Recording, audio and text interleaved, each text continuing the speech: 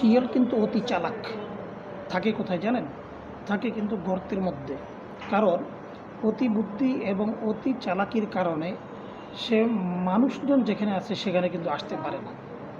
অতি চালাকের কারণে গর্তের ভিতরে কিন্তু লুকিয়ে থাকতে হয় এবং কি সেখানেই বসবাস করতে হয়।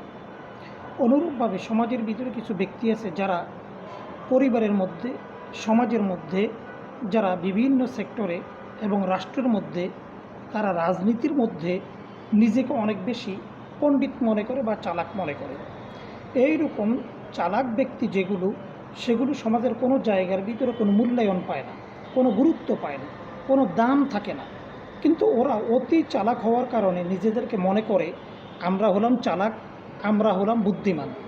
দিন শেষে এই চালাকি করতে গিয়ে বিভিন্ন জায়গার ভিতরে লজ্জা পেতে হয়, হ্যারাসমেন্ট হতে হয় এবং বিভিন্ন জায়গার ভিতরে অসম্মানিত হয়ে একটা সময় শিয়ালের মতো মানুষজন যেখানে সেখান থেকে লুকিয়ে গর্তের ভিতরে চলে যায়, অর্থাৎ মানুষের সাথে আর সম্পর্ক রাখতে পারে না। এইরকম চালাকি থেকে চালাকদেরকে বিরত থাকাটা অনেক বেশি বাঞ্ছনীয়। ধন্যবাদ।